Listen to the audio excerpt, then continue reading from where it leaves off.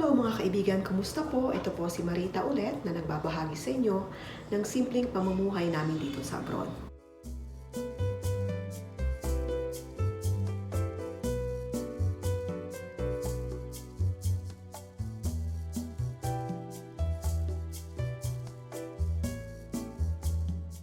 Dahil wala kaming katulong dito, kami ang nagluluto sa bahay. Mabuti na lang merong internet na kung saan nakakapaghanap kami ng mga recipe. Itong recipe natin ngayon ay nagawa ko na siya ng ilang beses, kaya lang hindi ko memorized ang recipe, kaya palagi ko siyang tinitingnan habang ako ay nagluluto.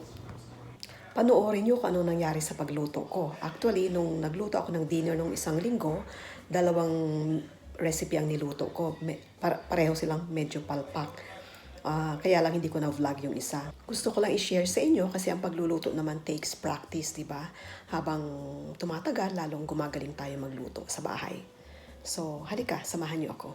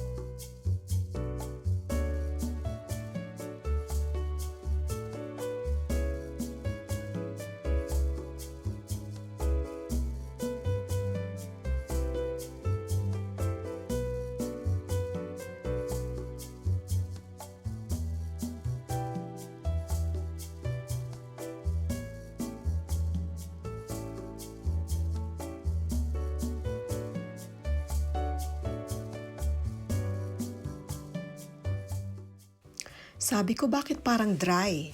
Nung kumukuha ako para kumain, medyo matigas sa taas, tumigas yung cheese, at medyo walang lasa yung chicken. Later on, tinignan ko ulit ang recipe. Napagbaligtad ko pala, dapat basil at cheese muna sa taas ng chicken, at pinakahuli na ang stuffing mix, tomato mixture. So, yun. Medyo palpak, pero okay pa rin. Naubos pa rin kinabukasan.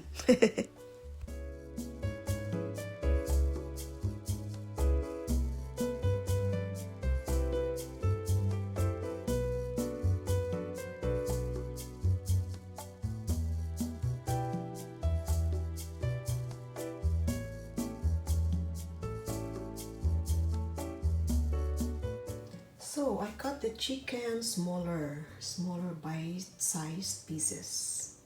So the flavor will really seep into the pieces. Okay, so now I'm doing the right thing. I'm putting now the basil, dried basil.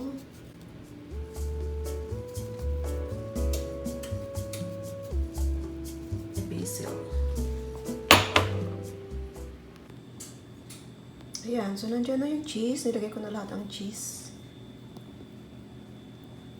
Wala na akong iniwan for the toppings. Spread lang. Sigurado masarap na to.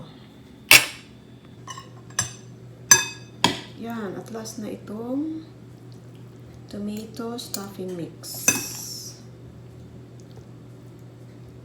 Sigurado masarap na ito.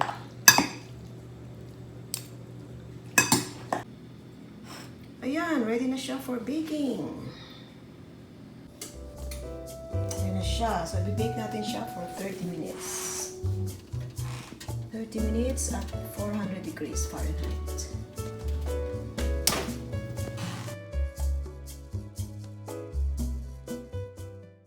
Ito na yung ano, oh. Tikman natin kung anong lasa. Sarap. Masarap siya. Mas masarap siya kaysa sa dati. May lasa na yung chicken. Maraming salamat sa panonood. Try nyo ang recipe na itong. Promise masarap siya. Magugustuhan ng pamilya nyo. Please don't forget to like and subscribe.